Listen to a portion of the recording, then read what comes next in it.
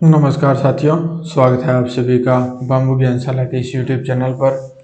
तो हमारी राजस्थान जिला दर्शन की क्लासें चल रही है, जो अपडेटेड क्लासें हैं, जो नए जिले और नए संभाग बनने के बाद जो चेंज हुआ है उनके अनुसार ही ये क्लासें चल रही है। तो आप इस चैनल पर नए हैं तो आपसे रिक्वेस्ट ये है कि आप इस चैनल को सब्सक्राइब कर लें और आप वीडियो देखें। आपको वीडियो पसंद आए तो वीडियो को लाइक कर दें, ताकि मुझे भी ये लगे भी हाँ, आप लोग हैं वो वीडियो देख रहे हैं और आपको वीडियो पसंद आ रही है और वीडियो है वो आपके काम की है।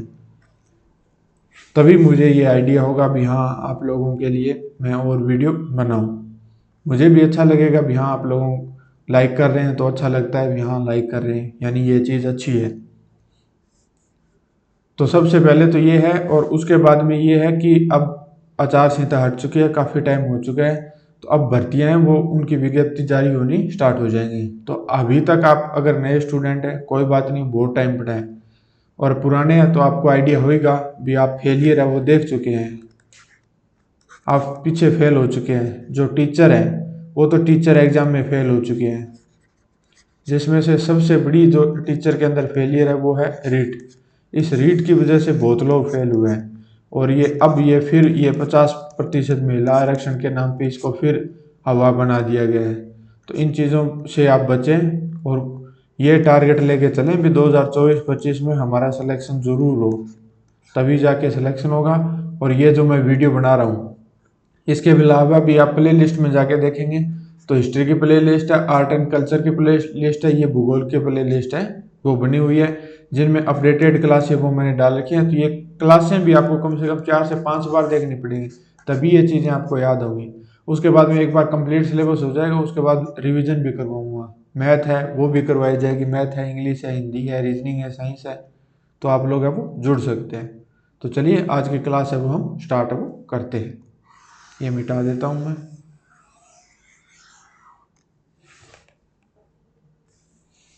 तो आज की जो क्लास है वो हम भरतपुर संभाग है वो उसके अंदर पढ़ने वाले हैं। तो भरतपुर संभाग है, इसके अंदर जिलों की संख्या है वो है वर्तमान में 6 जो नए बन गए। पहले इसके अंदर 4 थी, अब इसके अंदर 6 हो गई है। तो ये 6 कौन कौन से हैं, जिसके अंदर 1 नंबर है भरतपुर, 2 नंबर है करौली, 3 नंबर है धौलपुर, 4 नंबर है डिग, 5 नंबर है सवाईमाधोपुर और 6 नंबर है गंगापुर सिटी। तो ये गंगापुर सिटी है, ये नया जिला बनाया गया है। ये डिग है, ये भी नया जिला बनाया गया है। उससे पहले ये भरतपुर, करौली, धौलपुर और सवाईमाधोपुर ये पहले से जिले थे और इसी संभाग के पार्ट थे। तो अगर आप लोग ये देख रहे हैं, इससे पहले भी कई क्लासें हो चुकी हैं, तो वो क्लासें भी आपको देखनी है तो आप प्ले लिस्ट में जाएंगे तो राजस्थान का भूगोल के नाम से प्ले लिस्ट है, उसके अंदर बाकी जो संभाग है उनकी क्लासें हैं वो मिल जाएंगी आपको। इसके बाद में संभाग जो लास्ट है वो एक अजमेर संभाग बचा है।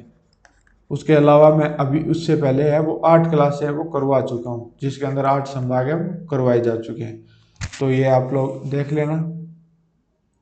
आज की क्लास है ये 9 नंबर क्लास है, इसके सॉरी 9 नंबर संभाग की क्लास है। और उसके बाद है जो 10वां संभाग है वो है अजमेर, तो उसकी क्लास है वो आपको कल है वो मिल जाएगी। तो बेल आइकन को भी ऑन कर लेना ताकि क्लास आए तो आपको है वो पता लग जाएगा। उसके बाद है इस संभाग की बात करें तो ये संभाग है ये पूर्वी राजस्थान का प्रवेश द्वार है, जिसे डांग व सूरसेन के अंतर्गत आता है। यानी जो डांग क्षेत्र है और सूरसेन क्षेत्र है उसके अंतर्गत आता है। ये राजस्थान का पूर्वी प्रवेश द्वार क्यों है, क्योंकि अगर राजस्थान को हम देखें तो इस तरह से है राजस्थान, तो ये इस दिशा में पड़ता है, तो ये पूर्वी राजस्थान का प्रवेश द्वार ये माना जाता है। ये जो संभाग है इसके अंदर जाट व यादव वंश का शासन है वो रहा है। यह जो क्षेत्र है ये ब्रिज व कृष्ण भगवान से संबंधित ये क्षेत्र है, क्योंकि इस क्षेत्र के अंदर जाट जाति ज्यादा रहती है और यादव जाति है वो ज्यादा फिलहाल भी निवास अब करती है। पहले इस संभाग में 4 जिले आते थे, लेकिन नए जिलों के गठन के बाद अब इसके अंदर 6 जिले आने लगे हैं, जिसके अंदर डिग है और गंगापुर सिटी वो नवगठित है। आपको नोट्स वगैरह बनाने की जरूरत नहीं है, ये पीडीएफ है, ये आपको अगर आप लोग इंटरेस्टेड होंगे तो आपको उपलब्ध है वो करवा दी जाएगी। बाकी अभी तक तो किसी का मैसेज आया नहीं है भी हाँ हमें पीडीएफ है वो चाहिए। तो अगर आप लोगों के कमेंट आएंगे ज़्यादातर तो अपलोड कर दी जाएगी, अदरवाइज आप लोग खुद है वो नोट्स बनाने की वैसे तो जरूरत नहीं है, आप लोग इन क्लासों को ही चला के रिवाइज कर लेना, क्योंकि जितना टाइम आपको खुद से रिवीजन करने में लगेगा उतने में ये क्लास है वो कंप्लीट हो जाएगी, और क्लास के बहाने वो आपके रिवीजन है वो भी होते रहेंगे भी हाँ आज मैंने ये क्लास देख ली, ये देख ली। उसके बाद में ये जो संभाग है इसके जो जिले हैं उनकी बात हम कर लेते हैं। तो सबसे पहले आता है भरतपुर जिला। तो वो भरतपुर जिला है, इसके अगर हम उपनाम की बात करें तो ये राजस्थान का प्रवेश द्वार है, क्योंकि ये पूर्वी दिशा में पड़ता है। मेवात क्षेत्र है वो भी भरतपुर का क्षेत्र है। पक्षियों का स्वर्ग और जाट रियासत, यहाँ जो महाराजा सूरजमल रहे हैं वो जाट रियासत इनकी रही है। उसके बाद में सेवर, ये सेवर है ये भरतपुर के अंदर ही है। यहाँ राष्ट्रीय सरसों अनुसंधान केंद्र है, इसकी जो स्थापना है ये 20 अक्टूबर 1993 में की गई थी। 2009 में इसका नाम बदलकर राष्ट्रीय सरसों अनुसंधान निदेशालय रख दिया गया। यानी पहले ये राष्ट्रीय सरसों अनुसंधान केंद्र था और अब ये राष्ट्रीय सरसों अनुसंधान निदेशालय नाम है वो रख दिया गया।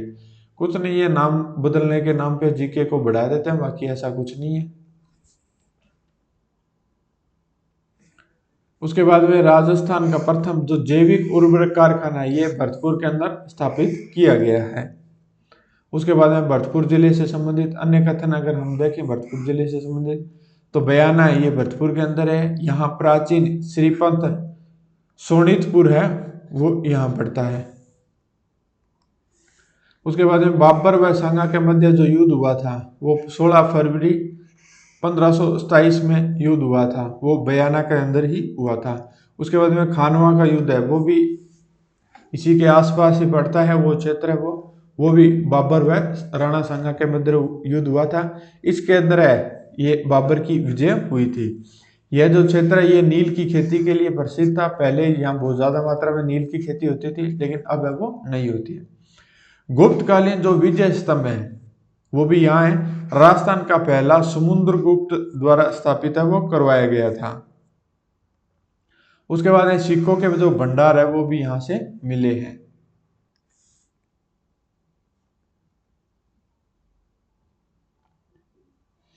उसके बाद में बयाना जो किला है इसकी हम अगर हम बात करें तो ये श्रीपंथ दुर्ग और बाणासुर दुर्ग ये और सोनितपुर, बादशाह दुर्ग आदि नामों से जाना जाता है। ये जो बयाना दुर्ग है ये इसके उपनाम मान लीजिए कि जो श्रीपंथ दुर्ग, बाणासुर दुर्ग, सोनितपुर, बादशाह दुर्ग आदि नामों से ये जाना जाता है। इसमें प्राचीन जो उषा मंदिर है, उषा मस्जिद है और जहांगीरी दरवाजा यहाँ स्थित है। ये देखिए ये मैंने कहा था कि उसके बाद में जो खानवा का युद्ध हुआ था वो भी यही हुआ था। तो खानवा का जो युद्ध हुआ ये 17 मार्च 1527 में बाबर व सांगा के मध्य ये युद्ध हुआ था। इस युद्ध के तहत राजस्थान के सभी जो शासक हैं वो पाती पर्वण के तहत एक छत्र के नीचे है वो लड़े थे। यानी पाती पर्वण की एक सिस्टम होता है जिसके अंदर सभी को बुलावा भेजा जाता है और कहते हैं कि एक ही झंडे के नीचे, यानी हर रियासत का अपना एक झंडा होता है। तो ये जैसे मान लीजिए कि झंडा है तो ये राणा सांगा का झंडा है, तो इसी के साथ सभी लोग हैं वो एक साथ है वो लड़े थे। ये नहीं है भी कोई कभी लड़ रहा है कोई कभी, तो इससे युद्ध है वो हार जाते हैं, लेकिन ये युद्ध फिर भी हार गए थे। ये अपने वालों की लापरवाहियों की वजह से ये युद्ध है ये हार गए थे। उसके बाद में लालदासी जो संप्रदाय है इसकी जो प्रधान पीठ है ये नगला जहाज भरतपुर के अंदर ही है। उसके बाद केवला देव जो घना पक्षी अभयारण्य है ये भरतपुर के अंदर ही है, जो पक्षियों का स्वर्ग है वो कहा जाता है। राजस्थान का दूसरा राष्ट्रीय जो उद्यान है ये है जिसको 1981 में घोषित है वो किया गया था। यूनेस्को की विश्व विरासत सूची में इसको शामिल है वो 1985 के अंदर किया गया था। यानी राष्ट्रीय उद्यान का जो दर्जा है ये 1981 में मिला था केवलादेव घना पक्षी अभयारण्य को। उसके बाद में विश्व विरासत सूची में जो इसको शामिल किया गया है ये 1985 के अंदर किया गया था। उसके बाद में रामसर नभ भूमि स्थल है ये जो सूची है इसके अंदर शामिल है वो किया गया था। उसके बाद है साइबेरियन सार्स व लाल गर्दन वाले तोते हैं, इसके लिए ये प्रसिद्ध है। यानी लाल गर्दन वाले जो तोते हैं वो यहाँ पाए जाते हैं। उसके बाद में यहाँ ये जो दुर्ग है वो आता है जो है लोहागढ़ दुर्ग। लोहागढ़ दुर्ग कहाँ पड़ता है? तो भरतपुर के अंदर। इसे अजयगढ़ व अभेद्य दुर्ग के नाम से भी जानते हैं। यह जो दुर्ग है इसका जो निर्माण है ये महाराजा सूरजमल के द्वारा 1733 ईस्वी में निर्मित है, वो करवाया गया था। यह दुर्ग है, इसके चारों तरफ खाई है वो बनी हुई है। जो दुर्ग है वो हम पढ़ेंगे तो उनके तरफ जो खाई पे होते हैं उनको क्या कहते हैं, जो रेगिस्तान में होते हैं उनको क्या कहते हैं, जो जंगल में होते हैं उनको क्या कहते हैं, जिसके चारों तरफ पानी होता है उसको क्या कहते हैं। ये जो सभी अलग अलग प्रकार के दुर्ग है इनको हम जब दुर्ग पढ़ेंगे तो उनमें इनको पढ़ लेंगे। अगर यहाँ मैंने ये सारी चीजें बतानी स्टार्ट कर दी तो क्लास है वो बहुत ज्यादा लंबी है वो हो जाएंगी। उसके बाद में इस दुर्ग में जो जवाहर बुर्ज है वो जवाहर सिंह ने निर्मित करवाई थी। फतेह दुर्ग है वो महाराजा जो रणजीत सिंह थे उन्होंने इसका निर्माण है वो करवाया था। उसके बाद में जो अंग्रेज कर्नल है लेक उसने 5 बार आक्रमण किया था लेकिन जीत नहीं सका था। इसका कारण ये बताते हैं कि ये जो मान लीजिए कि किला है इसकी ये बाउंड्री है, इसके चारों तरफ एक बाउंड्री और है जिसके अंदर 2 दीवारें हो गई है कंटिन्यू, इसके बीच में रेत है वो भरी हुई है। तो तोप का जो गोला है वो इसके अंदर तो बैठ जाता है लेकिन इसका जो प्रभाव है ये अंदर नहीं आ पाता है। और इसके चारों तरफ खाई है तो सेना है वो वैसे नहीं घुस सकती क्योंकि चारों तरफ खाई है, पानी भरा हुआ है और इसके अंदर जो जहरीले जानवर है मगरमच्छ है वो घड़ियाल वगैरह छोड़े हुए थे। उसके बाद में आता है बंद बारेठा। जो बांध है वो ये है कुकुंद नदी पर बना हुआ है जो जहाजनुमा बांध है। ये जो बंद बारेठा बैंड है ये परिंदों का घर है वो कहा जाता है। उसके बाद है मोती झील है जो, और सुजान गंगा भी जो है ये भरतपुर के अंदर ही पड़ती है। उसके बाद में दर्रा सभ्यता है वो भी भरतपुर के अंदर ही है। उसके बाद में सिमको वैगन जो फैक्ट्री है वो भी भरतपुर के अंदर है। वेर का किला है वो भी भरतपुर के अंदर है। और यहाँ जो भरतपुर है इसके अंदर पशु मेले भरते हैं जिसके अंदर जसवंत पशु मेला, बजरंग पशु मेला, बसंती पशु मेला, ये यहाँ पशु मेले हैं वो भरते हैं। उसके बाद ये जो गंगा मंदिर मंदिर है इसका निर्माण है वो राजा बलवंत सिंह ने करवाया था। ये हमारा जो भरतपुर जिला है वो जिला दर्शन के अंदर कंप्लीट होता है। उसके बाद में हम करौली जिला है वो पढ़े हैं। तो यहाँ तक पहुँच गए हैं तो आपसे रिक्वेस्ट है कि चैनल को जरूर सब्सक्राइब कर लेना है, वीडियो है उसको जरूर लाइक कर देना है। आपका कोई सुझाव हो तो नीचे कमेंट है वो कर देना। भी आपको कोई तरीके की तकलीफ है या किसी तरह का कोई सुधार करना है तो वो हम सुधार भी कर लेंगे, जिससे कि आपको है वो अच्छी कंटेंट मिले और जिससे कि आपको सिलेक्शन है वो मिले। उसके बाद में जो जिला है वो है हमारा करौली जिला। ये जो करौली जिला है इसका प्राचीन नाम की अगर हम बात करें तो इसका प्राचीन नाम है कल्याणपुर और गोपालपाल। उपनाम की अगर बात करें तो इसका उपनाम है डांग की रानी। यानी जो करौली जिला है इसका उपनाम है डांग की रानी। करौली क्षेत्र में यादव वंश की जो स्थापना है ये विजयपाल ने 1040 ईस्वी में की थी। सर्वप्रथम करौली को राजधानी बनाने वाला जो शासक था वो शासक था धर्मपाल और करौली का जो अंतिम शासक था वो था गणेशपाल। अब हम अगर आगे चलें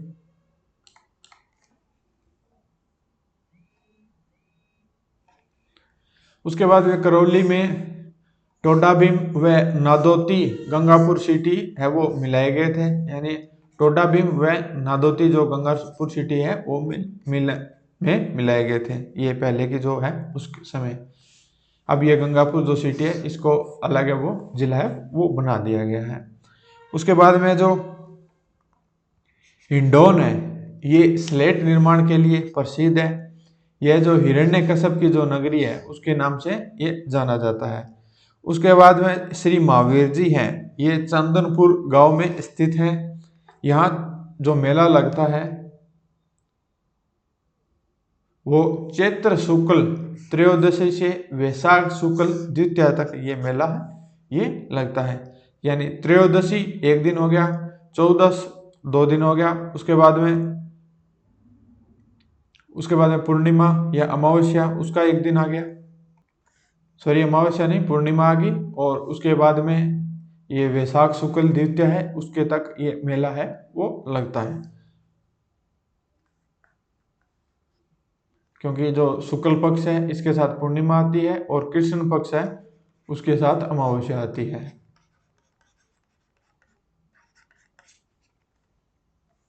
ये जो हम हिंदी महीने, ये अगर आपको नहीं आते हैं तो जब हम ये मेले वगैरह पढ़ेंगे और जो ये हिंदी महीने भी पढ़ेंगे, क्योंकि उनके साथ जो कौन कौन से मेले लगते हैं, कौन कौन से त्यौहार है वो हम पढ़ेंगे, तो उसके साथ में आपको ये चीज़ें बता दूंगा।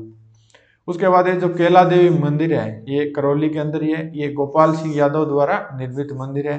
ये जो मंदिर है ये काली सील नदी के किनारे है। उसके बाद में यहाँ जो ये मंदिर है कैला देवी का, यहाँ के जो यहाँ है वो लांगुरिया गीत व गुटकन नृत्य है वो किया जाता है। और ये जो कैला देवी का मंदिर है इसी के पास में अंजनी माता का जो मंदिर है वो बना हुआ है।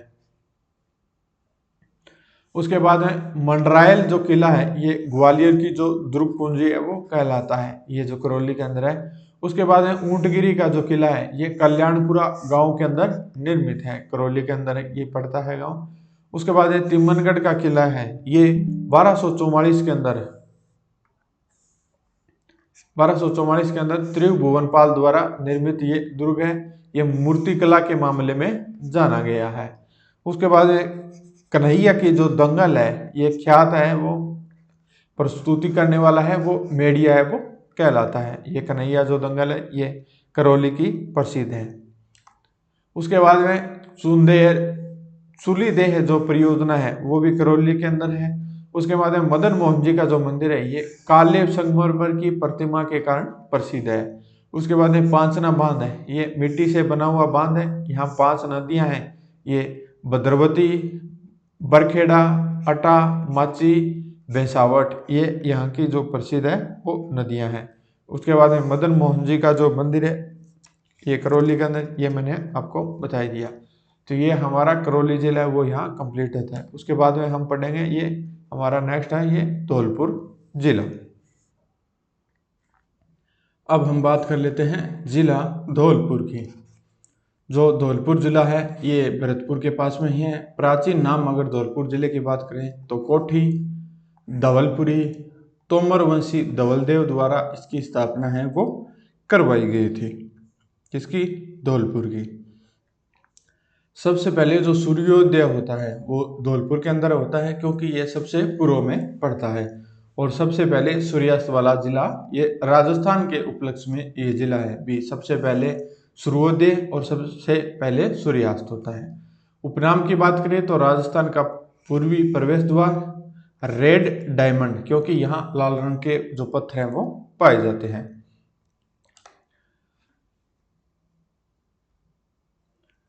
उसके बाद में जो धौलपुर जिले हैं उसमें नए जिलों के गठन के बाद इसके अंदर कोई बदलाव है वो नहीं हुआ है। लेकिन यह पहले सबसे छोटा राजस्थान का जिला था, लेकिन ये वर्तमान में सबसे छोटा जिला नहीं है, क्योंकि वर्तमान में जो सबसे छोटा जिला है वो है दुद्दू।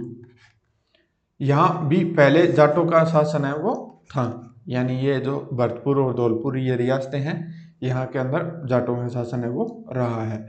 उसके बाद शेरगढ़ दुर्ग यहाँ पड़ता है। इस शेरगढ़ दुर्ग का जो निर्माण है ये मालदेव ने करवाया था, और इसका जो पुनः निर्माण है ये शेरशाह सूरी के द्वारा करवाया गया था।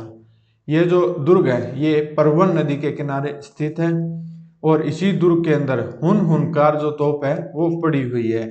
इसका जो निर्माण है ये कीरत सिंह ने करवाया था।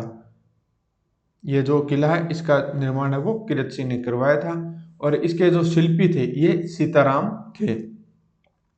उसके बाद में यहाँ सेऊप महादेव मंदिर है, जो सेपऊ महादेव मंदिर है जो सेपऊ गांव के अंदर है। यहाँ है वो 12 भाइयों का मेला है वो भरता है। ये देखिए ये मैंने पॉइंट भी आगे मेंशन है वो कर रखा है। उसके बाद मचकुंड, ये जो है ये तीर्थों का भांजा। यहाँ शेर शिकार गुरुद्वारा व कमल बाग के फूल उद्यान है वो बने हुए हैं, यानी जो कमल बाग है वो यहाँ है, जो फूल उद्यान है बने हुए हैं। ये मचकुंड है ये तीर्थों का भांजा है वो कहलाता है। और यहाँ जो शेर शिकार गुरुद्वारा है वो भी यहाँ स्थित है। उसके बाद में तालाब शाही झील यहाँ आ पड़ती है। ये शाहजहां के लिए सालेह खान ने बनवाई थी,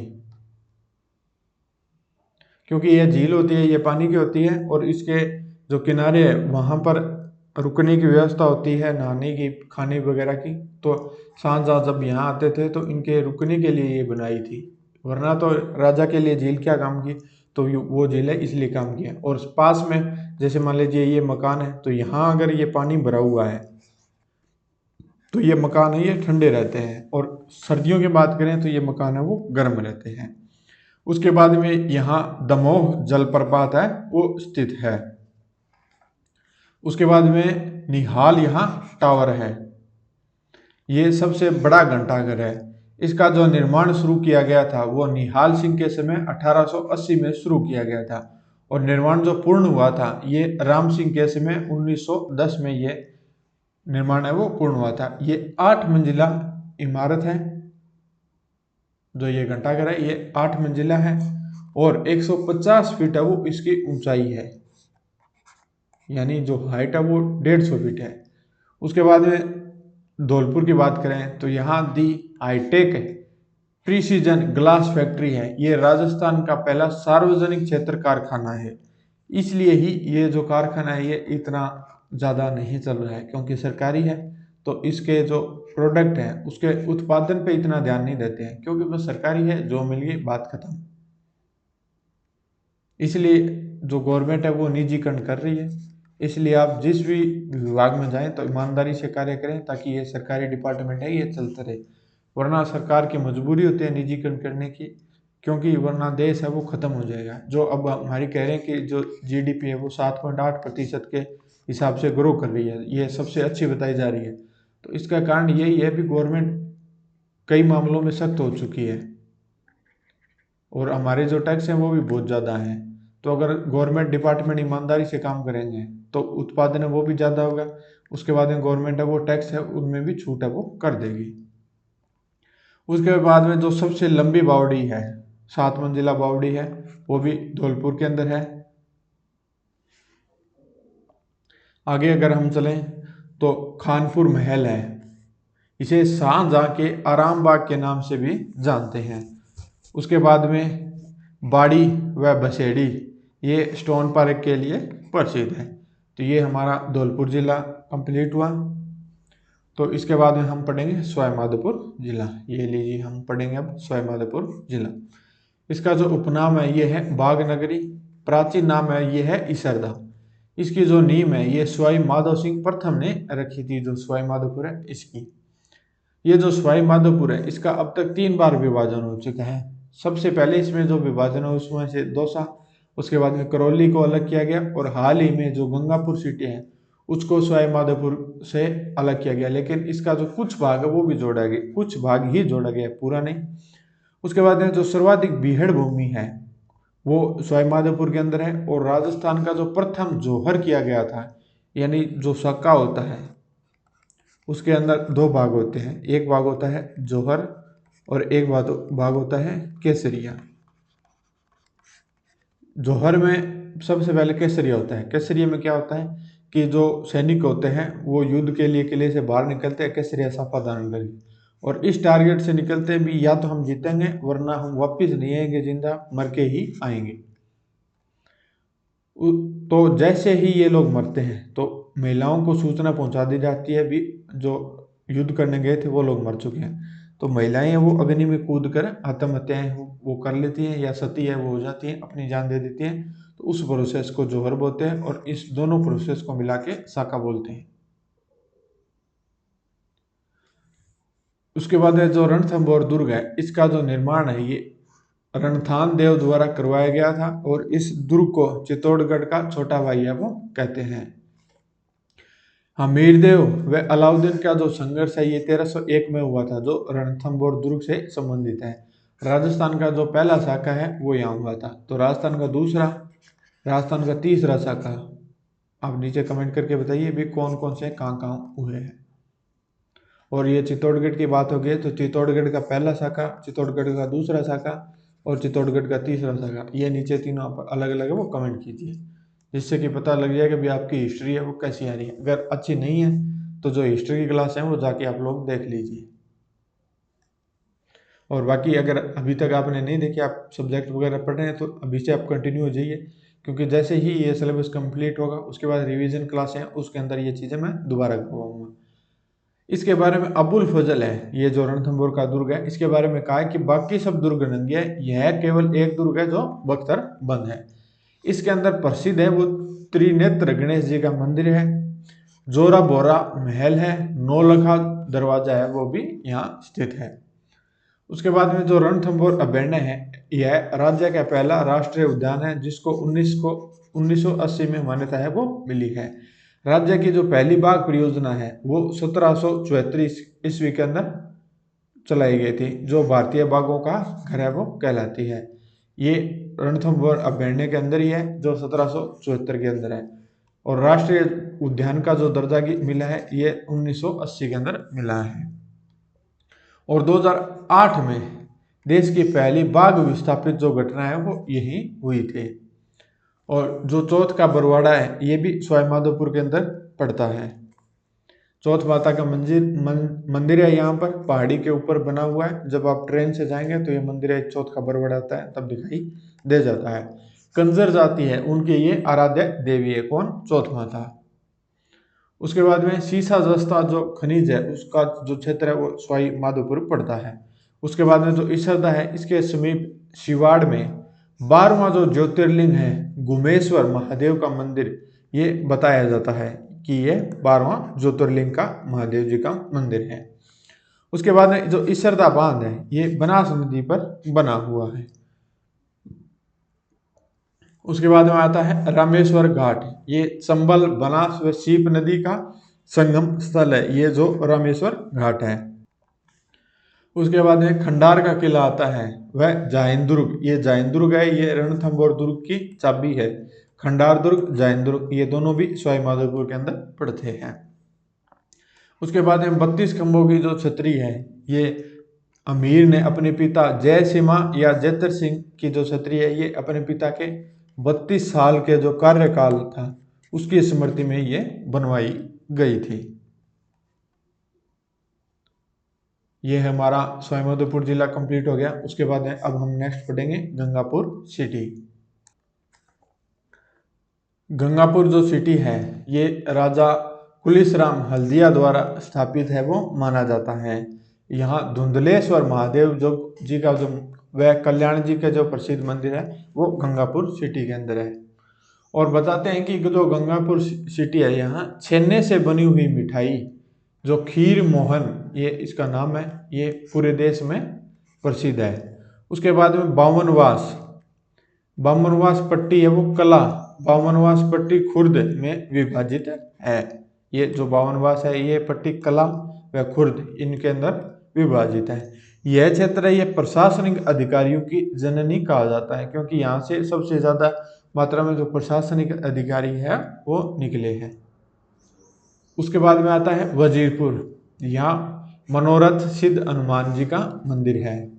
इस नए जिले में सवाईमाधोपुर से 5 जो तहसीलें हैं उसमें से गंगापुर सिटी, वजीरपुर, बावनवास, तलवाड़ा व बरनाला ये इसके अंदर जोड़े गए हैं।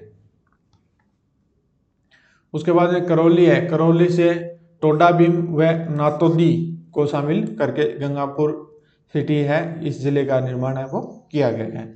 उसके बाद जो नातोदी आता है ये गंभीरी नदी का उद्गम स्थल है नातोदी यहाँ से। और जो गंभीरी नदी का जो उद्गम है वो उटगन नदी जो इसकी सहायक नदी है वहां से माना जाता है। और ये जो नदियां ये अपना जल है वो सीधा यमुना में मिलाती हैं। और इनके समीप ही लच्छीराम, घासीराम व रेवाड़ी बाबा का जो प्राचीन मंदिर है वो स्थित है। 1935 में ये स्थापित किया गया था। जगदीश मंदिर प्रसिद्ध है, 1935 में स्थापित है यहाँ।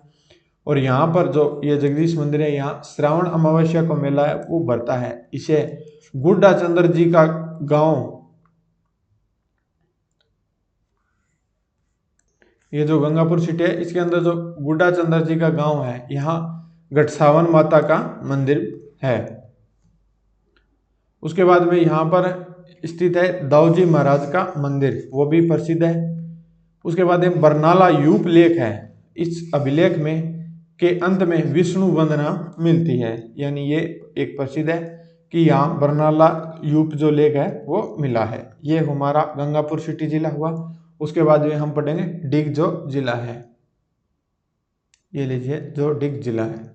यहाँ तक पहुँच गए हैं तो मैं उम्मीद करता हूँ कि 100% आपने सब्सक्राइब है वो कर दिया होगा। 100% मैं ये मान के चलता हूँ भी आपने लाइक है वो भी कर दिया होगा। और यहाँ तक आप पहुँच रहे हैं और कंटिन्यू आप क्लास देख रहे हैं तो आप 99% मान के चलिए भी सिलेक्शन की रेस में आप हैं। 1% तो देखिए कुछ भी हो सकता है, उसका मैं कुछ कह नहीं सकता। बाकी अगर आप ईमानदारी से तैयारी करेंगे तो आपका 99% है वो सिलेक्शन है वो हो जाएगा।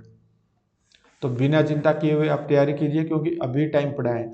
जो भी एग्जाम होंगे वो 2025 के अंदर होंगे। अभी ये टाइम पास कर रहे हैं, ये घोषणा भर्तियां हैं वो 2024 के अंदर आ जाएंगी, लेकिन जो एग्जाम है वो 2025 के अंदर ही होंगे। और खासकर जो टीचर के एग्जाम है, फर्स्ट ग्रेड है, सेकंड ग्रेड है, रीट है। और प्राचीन जो नाम है इसके, प्राचीन नाम है दृगवती या दृग, ये इस डिग के प्राचीन नाम है। और इस नए जिले को भरतपुर से तोड़कर बनाया गया है। इसकी जो सीमा है ये भरतपुर, अलवर, उत्तर प्रदेश व हरियाणा से लगती है। ये इसके दो पॉइंट हैं जो नए संभाग बनने के बाद आए हैं। उसके बाद है जो डिग है, यहाँ जाट वंश का, जाट जो राजवंश है उसका शासन रहा है। अगर उपनाम की बात करें तो जल महलों की नगरी के उपनाम से ये जाना जाता है। जल महलों का जो निर्माण है ये महाराजा सूरजमल के द्वारा करवाया गया था। और डिग को जो राजधानी बनाया गया है ये बदन सिंह ने बनाया था। उसके बाद में यहाँ जो जवाहर प्रदर्शनी व गोपाल महल है वो डिग को विशिष्ट पहचान है वो दिलाते हैं। ये जो क्षेत्र है ये ब्रिज के आसपास का क्षेत्र है, तो यहाँ ब्रिज का प्रभाव है वो देखने को मिलता है। और यहाँ रासलीला व होली के अवसर पर किए जाने वाले हुरंगा है वो बहुत प्रसिद्ध हैं। जो हुरंगा है वो यहाँ के बहुत ही प्रसिद्ध हैं, जो रासलीला व होली के अवसर पर किए जाते हैं। उसके बाद में जुरहरा, ये रासलीला प्रसिद्ध है, यानी ये जो जुरहरा रासलीला है ये सबसे ज़्यादा प्रसिद्ध है। ये भी एक तरीके से जो रामलीला है या रासलीला आप बोल सकते हैं, तो इसका ये प्रकार है। जो जुरहरा जो है ये रामलीला का प्रसिद्ध है। उसके बाद एक कुम्हेर है, ये मुर्रा भैंस प्रजनन के अंदर, यहाँ कुम्हेर के अंदर है जो डिग के अंदर है। यहाँ 1954 में महाराजा सूरजमल जाट ने मुगलों व मराठों की संयुक्त सेना है उसको हराया था। यानी ये देखिए मुगल और मराठा, इनकी वजह से ही भारत के अंदर है वो अंग्रेज आए थे। अंग्रेज का जो आगमन है ये मुगलों और मराठाओं का जो अत्याचार था, जो नॉर्मल राजा थे उनको लूटना, औरतों को इज्जत लूटना, मारपीट करना, मार देना, आग लगा देना, ये तरह के काम है वो किए जाते थे। प्राचीन काल में यह रोली व नमक के लिए प्रसिद्ध था। जो रोली होती है जो संतरी से कलर की होती है और नमक है उसके लिए यह प्रसिद्ध था। यहाँ महाराजा सूरजमल ने अपनी जो रानी है हंसिया के लिए दुर्ग व जल महल का निर्माण है वो करवाया था। कामा प्राचीन काल में ब्रह्मपुर है इसको कहते थे, जो कामा है इसको, ये महाभारत काल से पूर्व स्थापित है वो माना जाता है जो कामा है। उसके बाद में यहाँ गोकुल चंद मंदिर, भोजन थाली मेला और गंगा दशहरा मेला लगता है। ब्रज जो महोत्सव है ये डिग को विशेष पहचान के लिए जाना जाता है, विशेष रूप से जाना जाता, मान लीजिए कि ये पहचान भी दिलाता है जो ब्रिज महोत्सव होता है वो डिग के अंदर। उसके बाद में जो नौटंकी है, नौटंकी को शुरुआत करने वाले जो भूरेलाल हैं इनका जो संबंध है ये डिग से रहा है। तो आज की क्लास है वो यहीं समाप्त होती है, क्योंकि ये 35 मिनट की क्लास है हो चुकी है। नेक्स्ट है वो हम अजमेर संभाग है वो पढ़ने वाले हैं। तो यहाँ तक पहुँचे हैं तो लाइक, शेयर, सब्सक्राइब करके देना। कोई सुझाव हो तो नीचे कमेंट बॉक्स है वहाँ कमेंट है वो कर देना। अच्छे से तैयारी कीजिए ताकि आपका इस बार है वो सिलेक्शन हो जाए। ताकि आपकी जो इंटरव्यू है वो भी मैं इस चैनल पे अपलोड करूँगा। तो मिलते हैं नेक्स्ट वीडियो में।